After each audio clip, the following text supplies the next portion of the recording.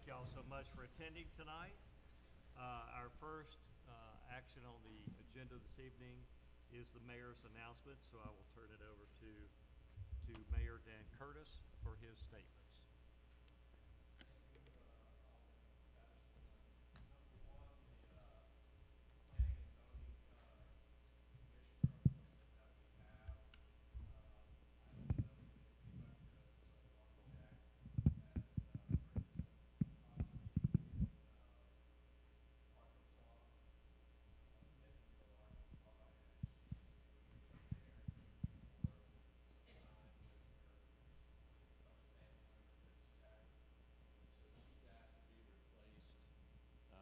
So we have Mr. Chad Hall.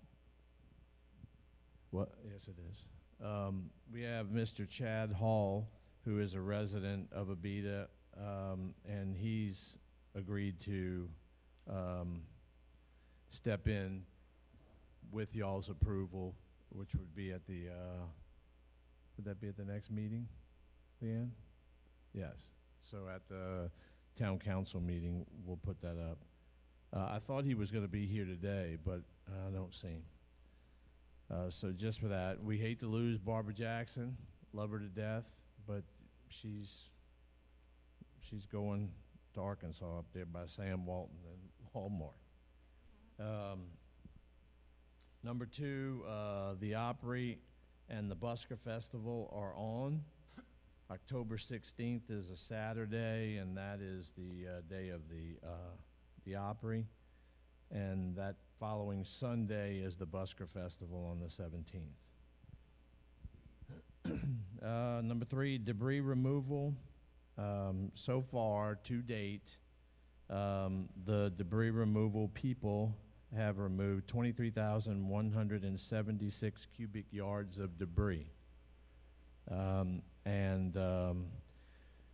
It has been extended by FEMA. Y'all have till midnight on Thursday to have your stuff out, because Friday they're going to pick up and then they're leaving Abita.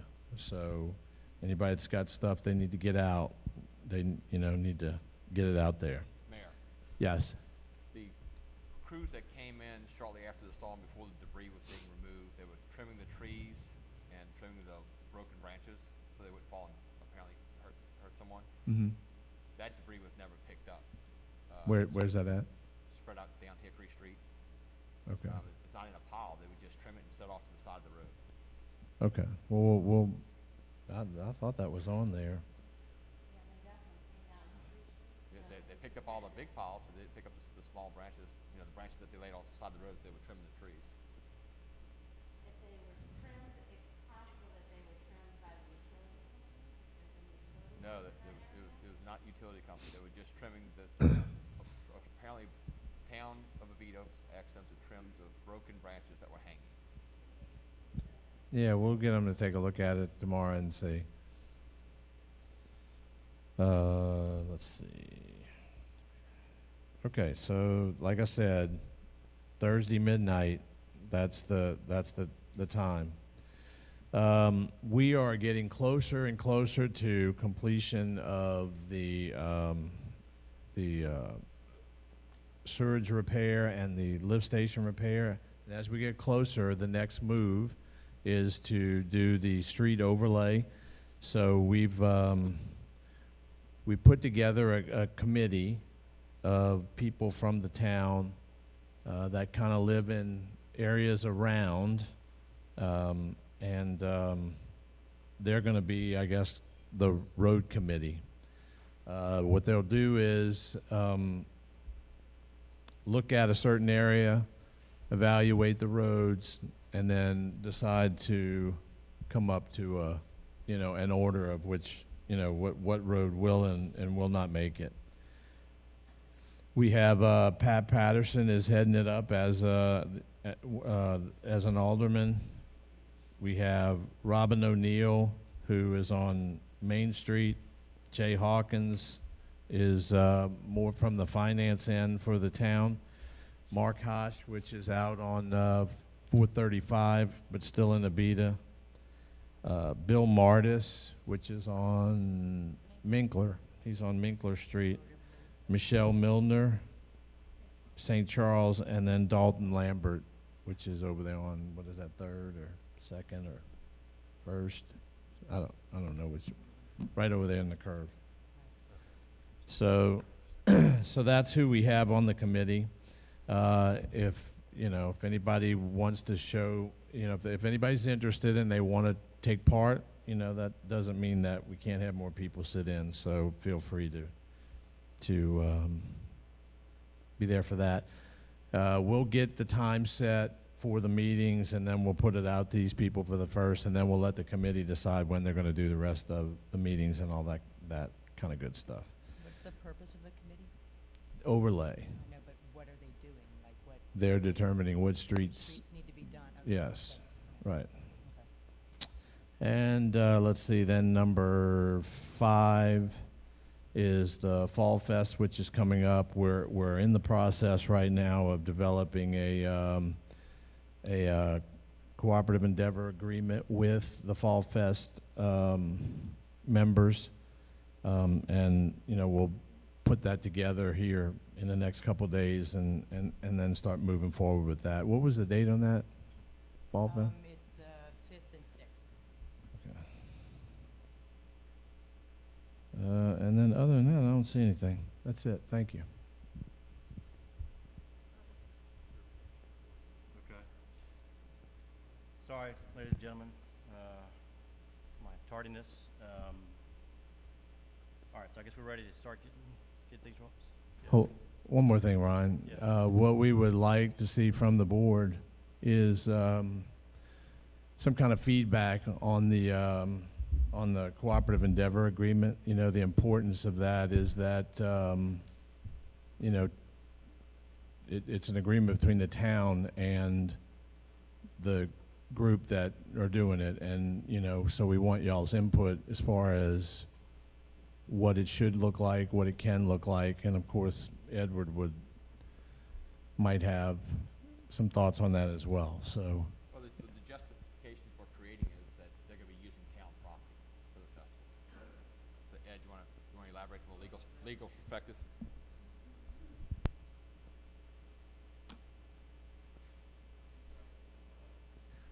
Whenever you use public property, you can't use it for a private purpose, and if you do have some sort of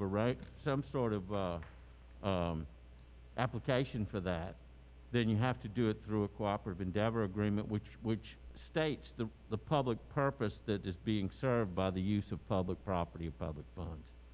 So, and I think it's always good to reduce something to writing so that there's no confusion. Everybody knows what the deal is and that type of thing. So I've advised the mayor that we should have a cooperative endeavor agreement, as much to have a way we deal with this for other organizations in the future, et cetera, et cetera. So I think it's a good idea. Mayor, are we going to get a copy of this, like tonight or tomorrow, or? Well, I think that's what the Or- mayor or was if saying. you're It would be, asking for input, then what input are you asking for? well, there's,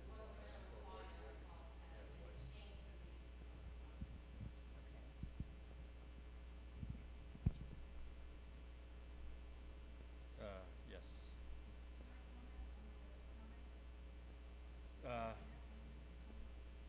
Let's try and do that briefly. So,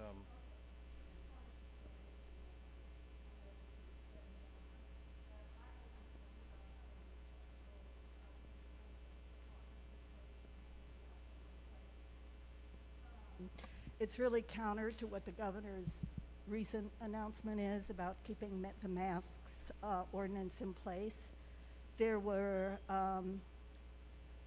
still 20.8 average of new cases. There's been 694 deaths in St. Tammany Parish. St. Tammany Parish is supposed to be, it's noted as the least safe place. So for a public record, I would like to say I think it's unwise without either precautions for vaccinations or for masks or for something to be in place for these festivals. okay. Thank you, Adrian. All right, let's get started. Finance Committee. Okay, I'd like to make a motion to open the Finance Committee. I'll second that. And I'd like to make a motion to approve the minutes. I'll second that. And I don't know if we have an actual report on the finance this month by Jay? Yeah, we got August. Yeah. Can y'all hear? Sure, so. Okay.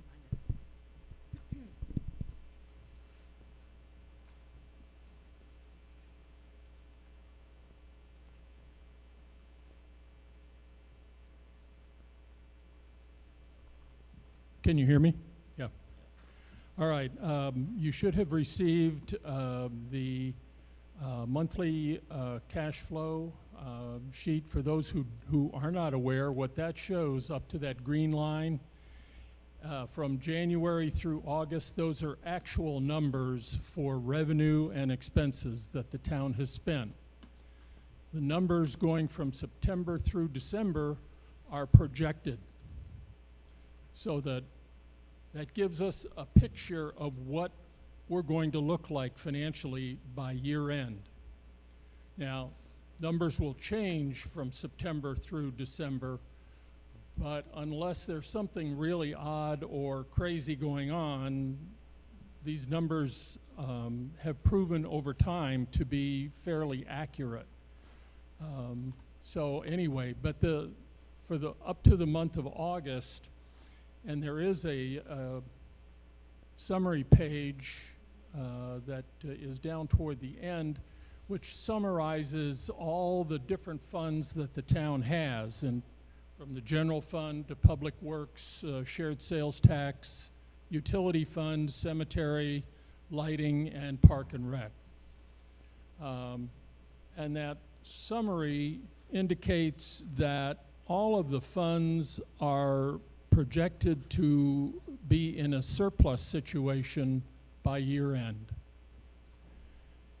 Now, I say that with a caveat because we don't know what the effect of the storm is going to be on our revenue for the months beginning October, November, December. A lot of the town's revenue comes from sales tax, and depending on what impact the storm had on sales tax, that could make a difference in some of those surplus numbers. I don't anticipate it being so much that it will put us in a deficit situation. I think we'll still be in a surplus, but it may not be as much as what is indicated so far. We'll just have to wait and see. This is one of those events that's called an act of God. You just don't know how it's going to impact and how it's going to affect. But everything seems to be recovering well, so it may just be a little blip in the road, and we'll be back on track in November and December. But we'll have to see on that. The comments that I have to make other than that have to do with the road overlay that the mayor was talking about. A lot of that money is going to come from some bond issues bond money that we have, but also there's money in shared sales tax, which is sales tax money that comes specifically for roads and drainage. And the more money we have in that fund, the better. We had budgeted about $140,000 for roads and drainage for this year, and it looks like we may have another $100,000 in surplus over and above that. So if that's the case, then we may have an additional $250,000 besides the bond money in order to spend on roads and drainage. But again, we have to wait and see what transpires there by the end of the year. Sales tax revenue, my projections, I have scaled back a little bit just to be on the conservative side, to make sure that we have enough revenue to cover our expenses. And my last comment has to do with natural gas. And we're planning on next year's budget, and we're looking at it as far as natural gas is concerned and utilities, especially within the utility fund. I don't know if anyone saw the paper on Sunday. It talked about natural gas prices in Europe and England are 5 times higher than what they were last year. In the United States, prices are double what they were last year. So what they're warning you to right now is prepare for large, huge increases in your utility bills this winter, depending on the severity of the winter. And in terms of the prices are going to continue, high prices into next year. So don't plan on it in the springtime automatically going back down like it normally does. Apparently the supply has not kept up with the demand. So just be prepared for that. And I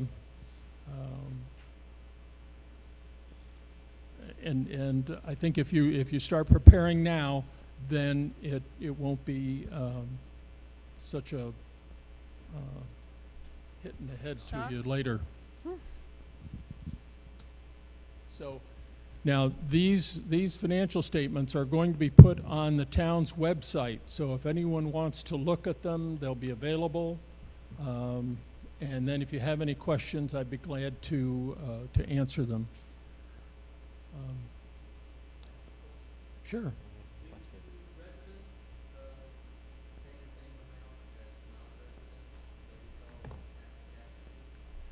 The natural gas, yeah.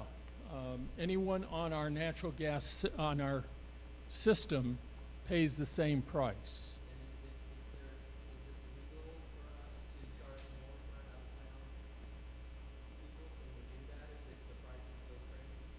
I wouldn't think so. As long as they're on our system and they're hooked into our piping, I would say no.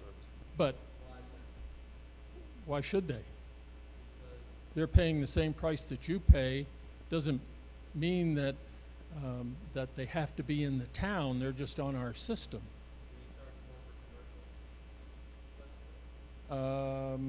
Yes. Yes.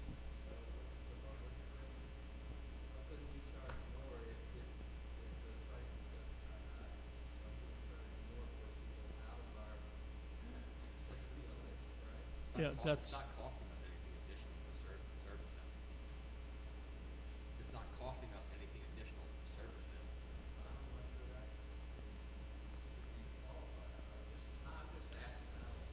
them. And I don't know the answer either. It's somebody above my pay grade needs to figure that out. I'm not sure who, and I'm not sure who that would be.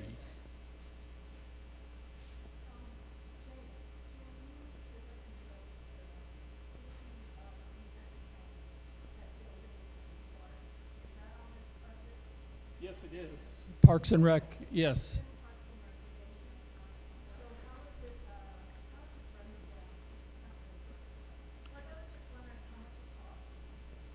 Excuse me, this goes to August, right? So how would that building be on? Yeah, if you scroll down a little further, you'll see Parks and Rec. Now, Park and Rec is, what's that? Our finance person doesn't know where it's coming from. It's part of the grant, isn't it? Oh, repairs and maintenance is not on that?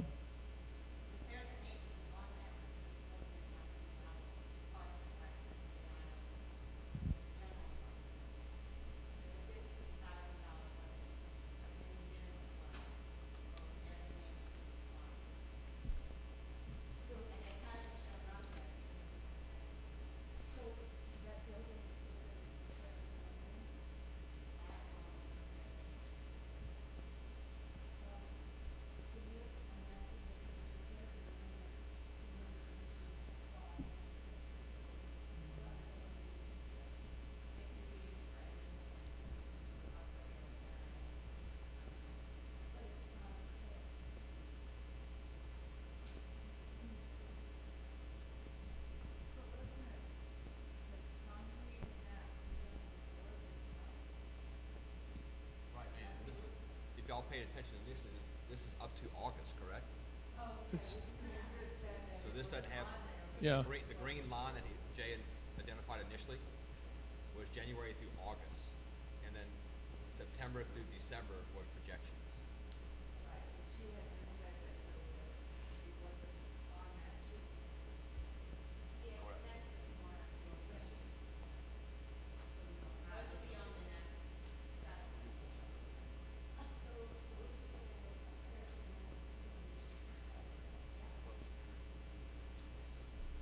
Okay, there was a question back here.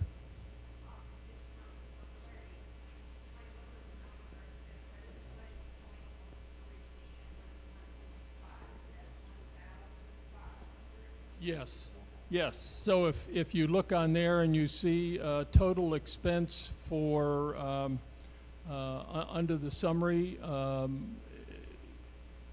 three numbers before the point is hundred thousands, so that's in hundred thousands.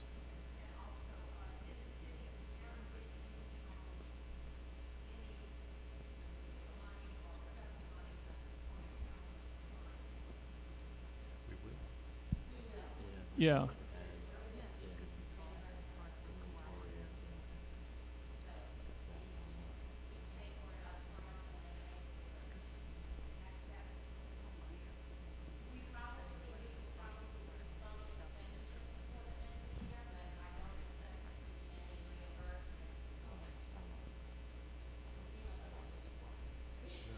Yeah, some of this money may be coming in by the middle of next year, who knows? I mean, it all depends on how the government processes it. Now, there's been a lot of questions and people talking about it on social media about CLECO and their utility bills. Just remember, CLECO, they produce their electricity using natural gas primarily. So if you look at your fuel charge amount on your CLECO bill, you'll see that the price of fuel has doubled since last year. And that's why you're seeing so high, your utility bills are so high. So they're having to buy natural gas, which is a commodity, and that commodity price has doubled from last year. So that will hope that will help you understand some of your utility bills that you're seeing.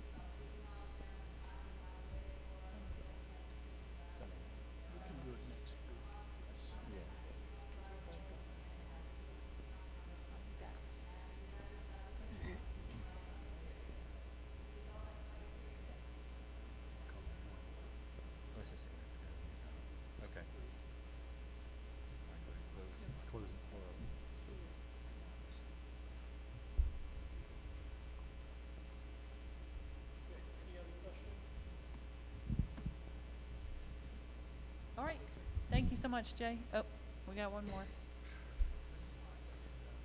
No, Oh, is it finance? Let's save it for later. It's a finance question? They ask us finance question. Sure, yes. Make it brief.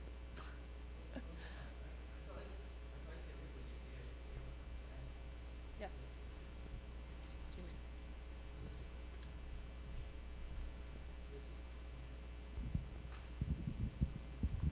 This is a totally different aspect of finances, but it's time sensitive, so I wanted to bring it up. I think that the alderman and the administration ought to be doing something to publicize, to discuss, and to involve the public in the election that's coming up and is nearly forgotten on November 13th.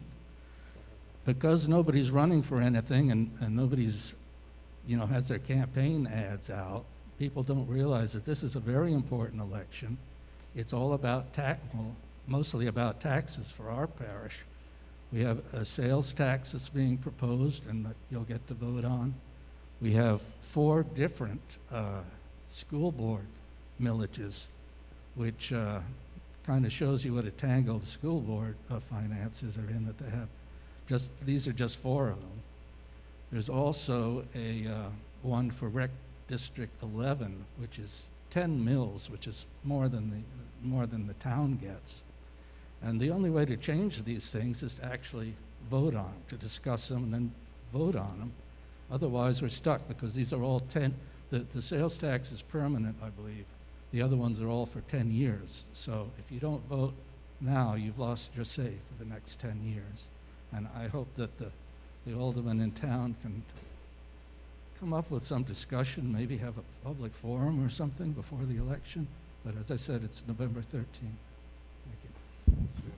Well, look, you're right, everybody should be educated, informed about what they're going to be voting on. And so generally, I think in the past, we've had folks, our doors are always open to anybody that wants to come and speak on behalf of a measure that they might be representing, somebody from the parish, or somebody from the school board. They're always welcome to come and explain and talk about the pros, and I guess some people might have the cons of it. So they're always welcome. So, but thank you for bringing that up, and I guess people, stay tuned and be on the lookout for it because it's coming up here soon. Okay, I'm gonna make a motion to close the finance committee. All right, I'll second that. I'd like to make a motion to open governmental. I'll second that. I'd like to make a motion for the approval of August minutes. Second that as well. There's only one topic of discussion. Jerry McLean's request to remove the historic classification from the 2-acre parcel in the 7100 block of Benson Street.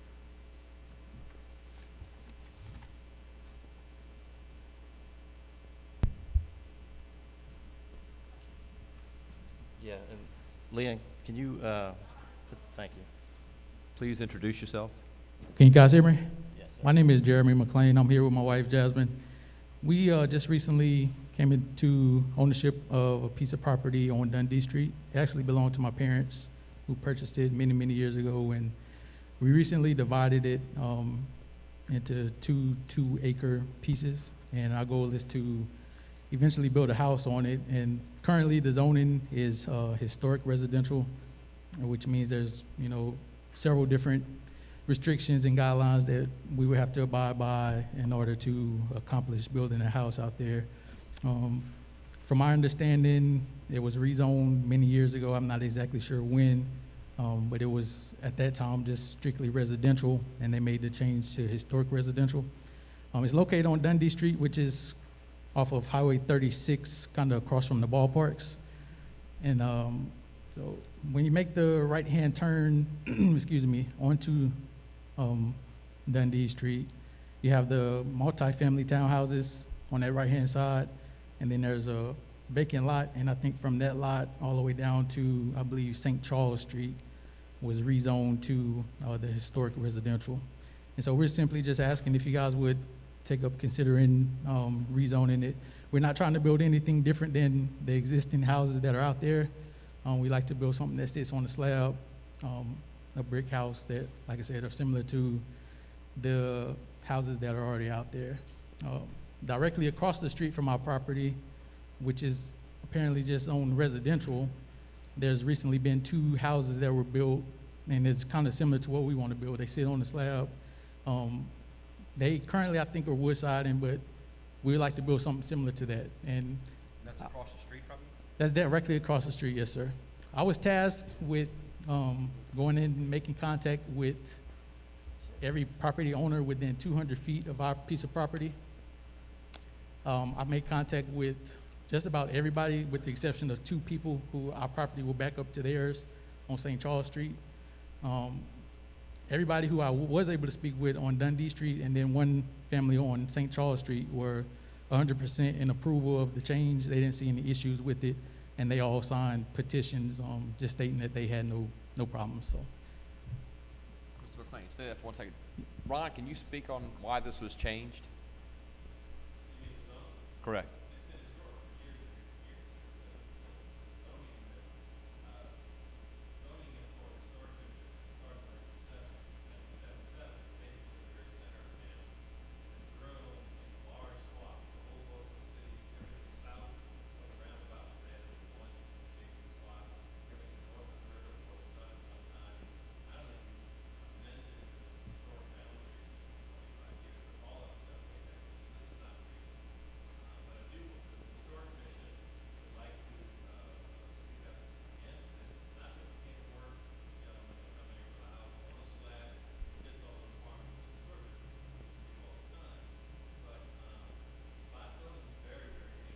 Correct.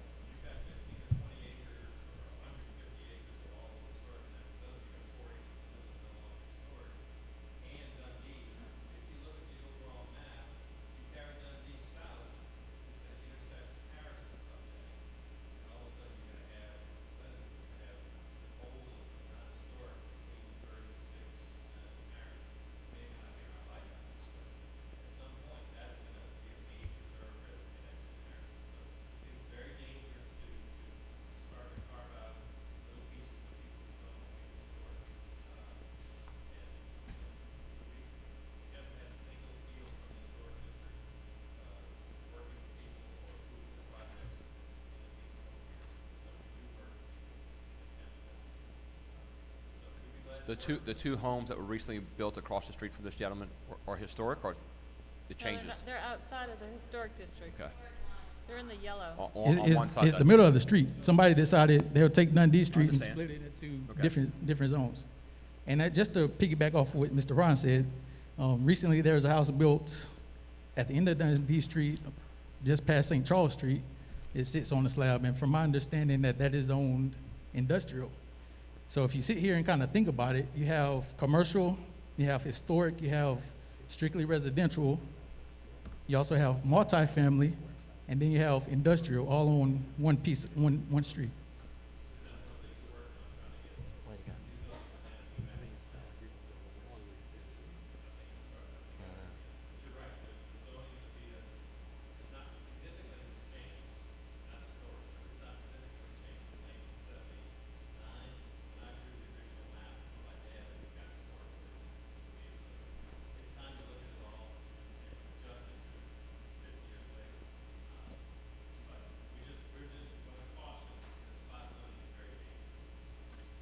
Can If I I ask can just say one more thing. Yes. Sure. Just to piggyback off again what Mr. Ron said.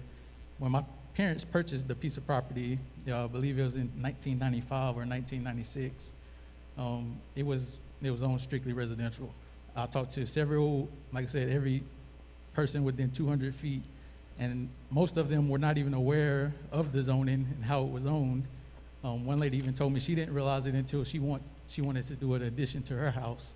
So I don't know if, property owners out there were made aware of it or not when the change happened, but most people out there weren't aware of it.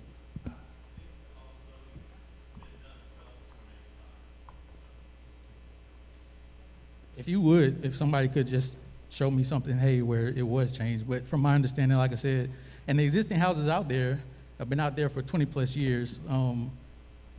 There's only 3 houses currently that sit on that side of Dundee that's zoned historic, and all 3 of them, 2 of them sit on the slab and 1 was raised, but she raised it because that was the type of house that she wanted to build. What are the, do you have off the top of your head the particulars that you, why you don't want it to be historic? Like, what about your house that you want to build that you don't want it to be historic? Well, so Just the when I slab? initially learned about the, Just the slab, or is it? that's one of the big things, and we also like to have brick. I think, from my understanding, looking through the handbook there, you can only have brick on like your foundation or your porch or something like that. So, like I said, we're not trying to build anything different than what's out there. We just don't really want to build to those guidelines if we can avoid it. And I will say, I rode through, like off of Minkler Street. That was someone, I think Miss Kristen recommended I ride down there just to see what the houses look like. And everything out there is similar into, that historic look or the guidelines. And I think that's something that you won't achieve on Dundee Street, just based off of the houses that are already out there. And I think there's only 2 other pieces of vacant property right now on that side that's zoned historic. Okay, and so you haven't approached historic yet? You haven't gone to them, you're coming to us first? Right. So we. Okay, w- okay.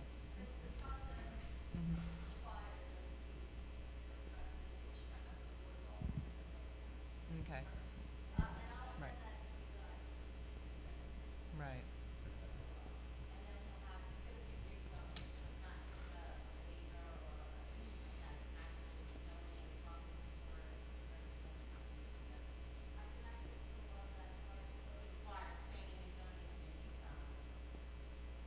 Is there any way No, just possible? leave But the can we map up. just suggest that he first go to historic with his house plans to see what they would suggest or what they would agree with before we start trying to rezone something? Because they may work with them. Okay,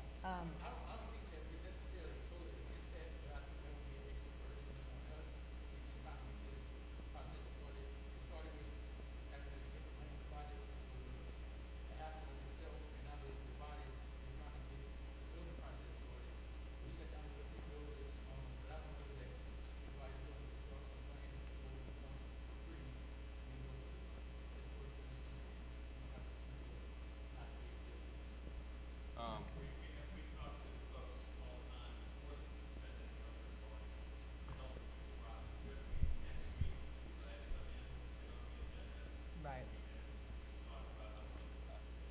As chairman of this committee, I'm definitely not in favor of rezoning something like this. I think if you guys can work together, he does not need the additional burdens placed on him. And if you guys would be responsive to it or receptive to meeting with them one time at least and give us some feedback. And you said the meeting.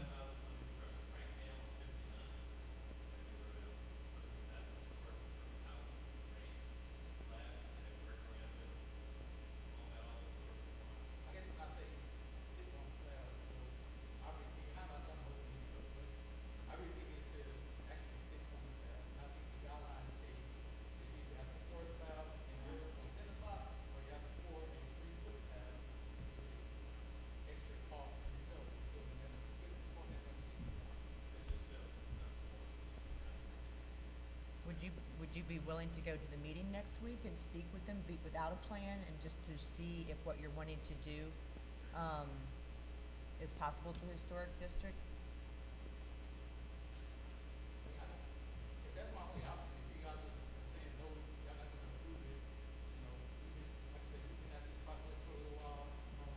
Well, this is the first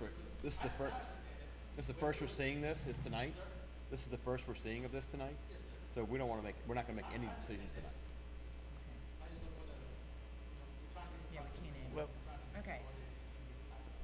Well, the process will be that now we have to look at it, we have to push it forward, so you have time to go to the historic next week, and it may be, just keep the ball rolling. So if you go to historic next week, because we won't be able to vote on this or do anything with it till next month. Yeah, this is just for discussion Right. only, Correct. guys, right Right. now. So. Yeah, regardless, tonight's meeting is just discussion, so there's not a vote, that we could make.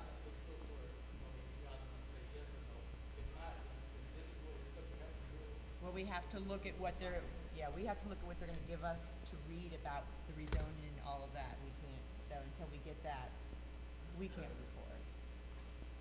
We want you to keep moving forward. So Can I ask a question, if I heard you correctly? It's a 2-acre parcel now, was it 4 acres and you created 2 2-acre parcels? Correct. Okay, and what is the use for the other 2-acre parcel? Oh, okay, so family divided, okay. All right. Thank you. Thank you. Stewart?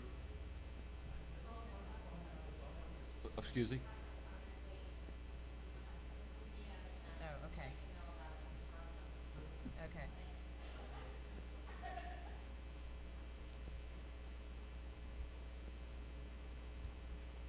All right, again, Stewart?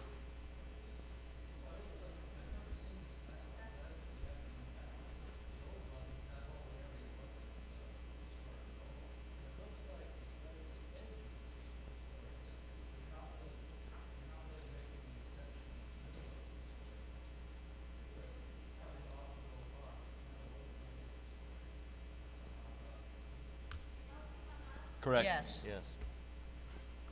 And where is historic? Where does The it end? orange. The orange.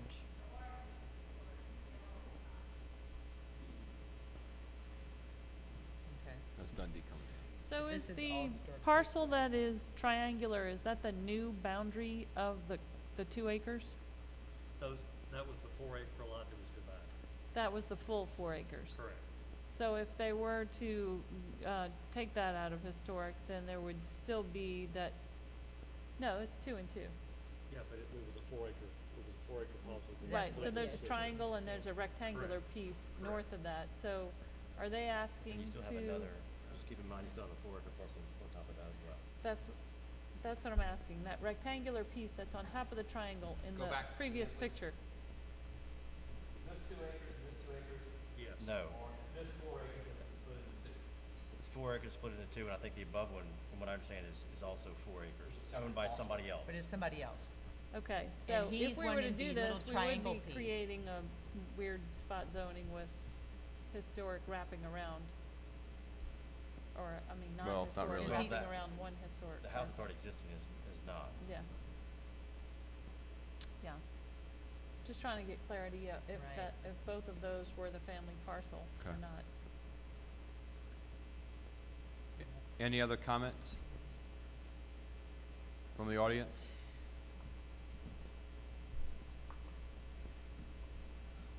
Mr. Dino?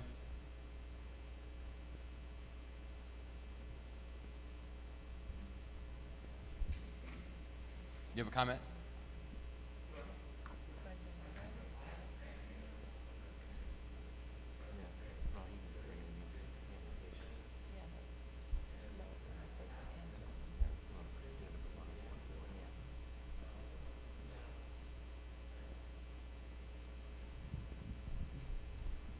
It has to be certified that the signatures are, comply with the requirements of the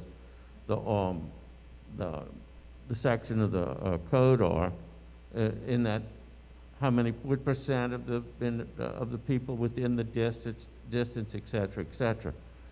In that case, if that's certified to be that meets that requirement, if that petition meets that requirement, it's been submitted to us, then within 90 days, it has to go before the planning and zoning. And then planning and zoning would then make a recommendation to us.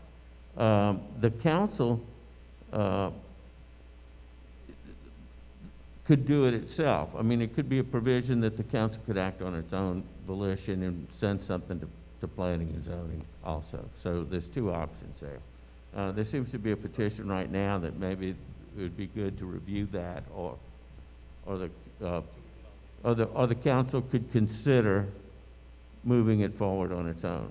Well, I'd like to take it under advisement at this point to gather the information Yeah. and also hear back from historic.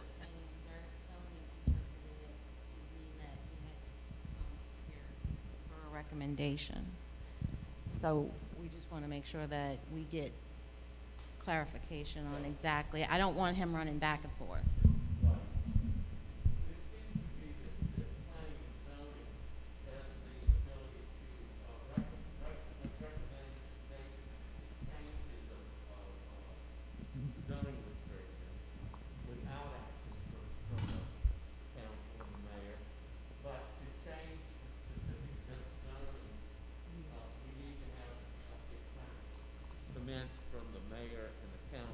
go to the planning and zoning. And with a petition, the council and the mayor would be required within 90 days to present that to planning and zoning, if the petition has been certified to meet the requirements of the ordinance. Would someone So it kindly- sounded like he said he already had a petition, is that correct? And Is it has that been certified? submitted? I don't know. He left before we could, Wait, coming back in. okay. Well, then I think that. Mr. McLean, we have a few questions for you. Janet?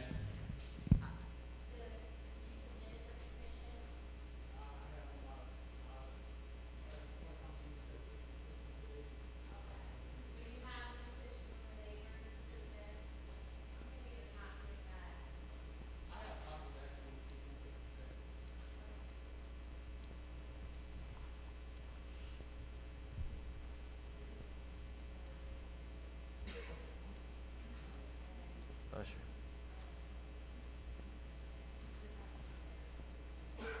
Bless you. Mr. McLean, can you come back to the podium, please? And or you can stay right where you are if you want. Mr. Dino is going to elaborate a little bit more of the process. You want to let him know about the 90 days and petitions and...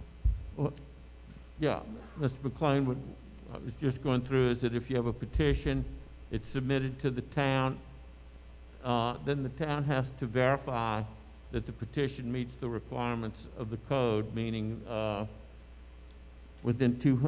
they're within 200 feet and they represent 50% of the area affected. And once that's certified, then the mayor and the council are required to send it on over to planning and zoning within 90 days. The mayor and the council could do it on its own volition if it cared to. And there seems to be some sort of feeling with planning and zoning that they would rather be initiated with the council and the mayor rather than vice versa. So since you have your petition already in place, the council's heard generally what you'd like to do. You know, perhaps I don't want to advise you on what to do, but that seems to be in motion right now. So now we just have to certify the petition, and that's, okay. If it's submitted, I Okay. think it's our duty to examine it and see if it meets the requirements of the, But Mr. McLean, thank you for coming, and we are going to take this under advisement and be speaking with planning and zoning, and hopefully you guys will be meeting together with historic. Thank you. Thank you. Any other comments from the audience? I'd like to make a motion to close governmental. I'll second that. Infrastructure. All right, I'd like to move to open infrastructure. Second. I would like to move for acceptance of the minutes from August. Second. All righty, the minutes are now accepted. Does anyone have anything for the infrastructure committee that you would like to discuss? Of course.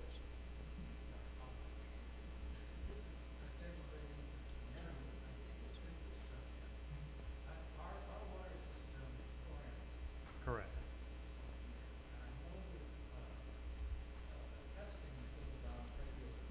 Daily. Yeah, there's testing that goes on regularly for chlorination, but I don't know the actual It's details. daily. But, I recall it was the locations are taken randomly, at least for the general testing.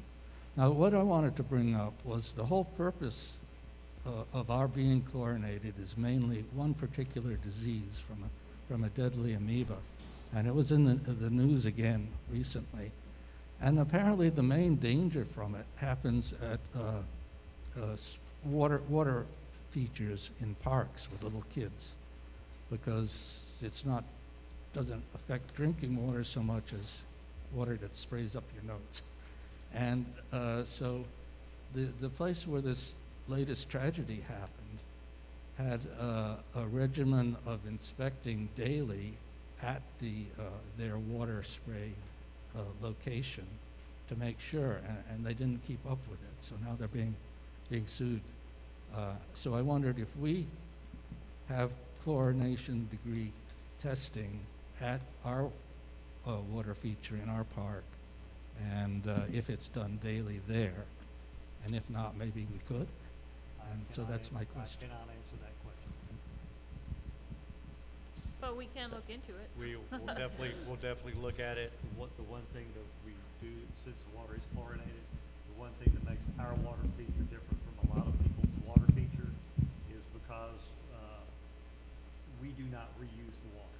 It's a it's one-time use. So we use the water to entertain the children, and then it goes into the dealer. So it's not recycled. There has been problems with water it's in a recycling process, but by doing it the way that we chose to do it the first time, we tried to make sure that it was going to be one of the safest parks we can build. And so, but I will look into it, and I will visit with the mayor and Public Works to find out if we can include the water spray feature as part of the testing site.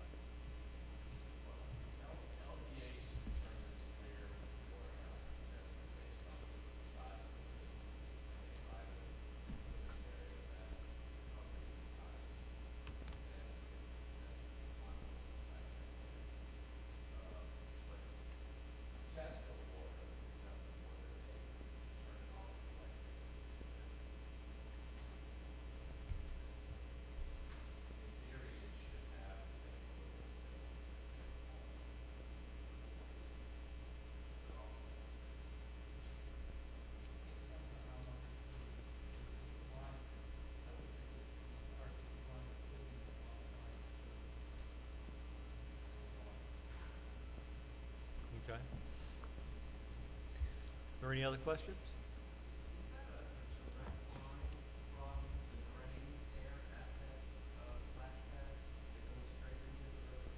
That is my understanding.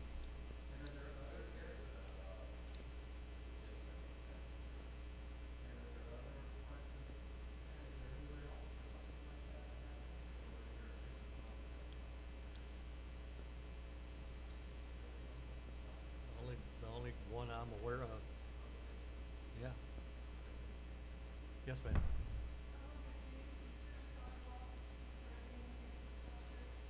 Yes.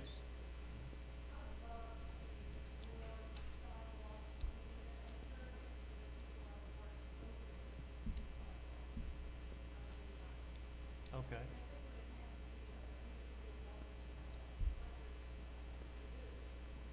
Well, we have had a couple of, rails to trails, projects, and we recently got a new sidewalk project that was approved,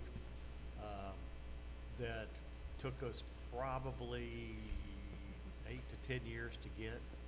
But yeah, I would love to see more sidewalks as well. Mayor, do you have some statements?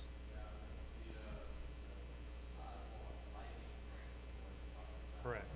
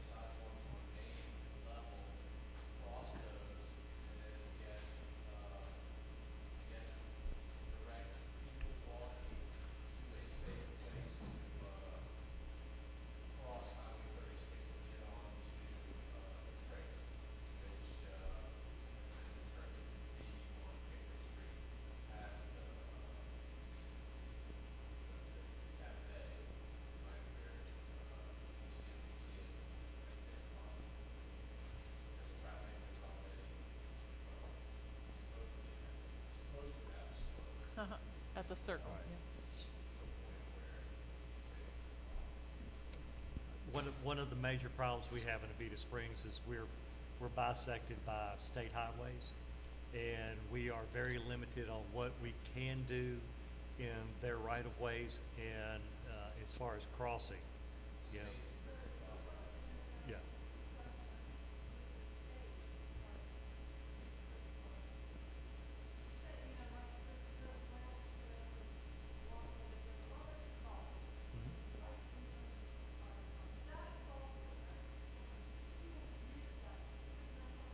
Correct. Right.